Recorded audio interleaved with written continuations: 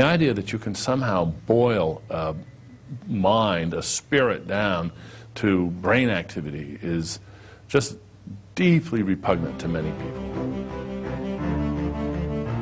People want their minds to be beyond all measure.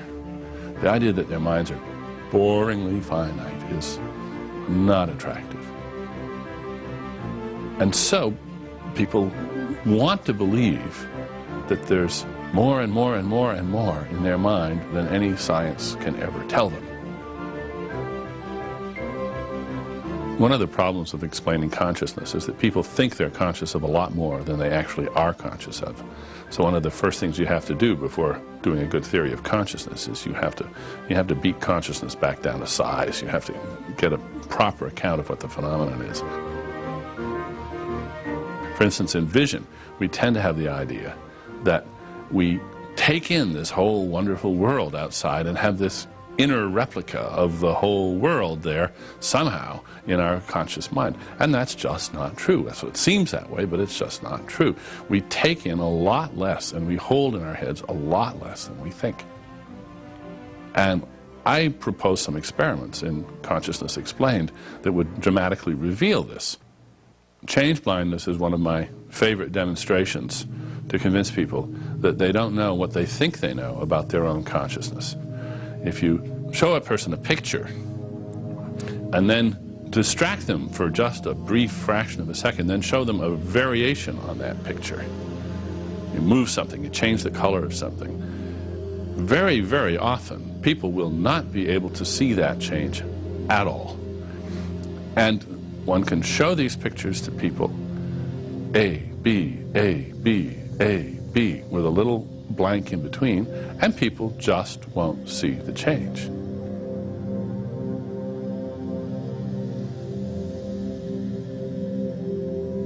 Everybody in the field knew, of course, that our vision is built up piecemeal from separate fixations. Your eyes move point to point to point to point. You pick up a glimpse here and a glimpse there.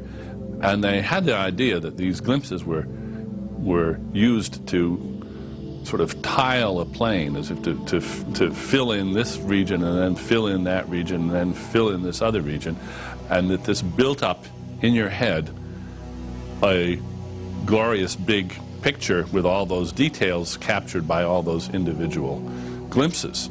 But in fact, you take in a lot less than that. And that isn't all put together anywhere. It doesn't have to be all put together anywhere. All you have to do is just keep track of the things you need to keep track of to do the things you're doing, and the rest of it just isn't there.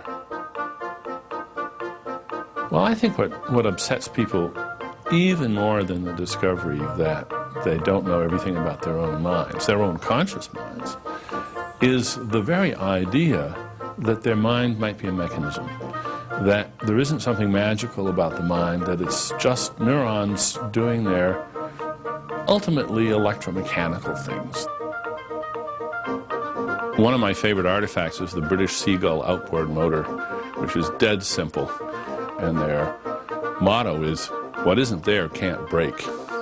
Much the same could be said about consciousness. What isn't there doesn't have to be explained. It's just not there.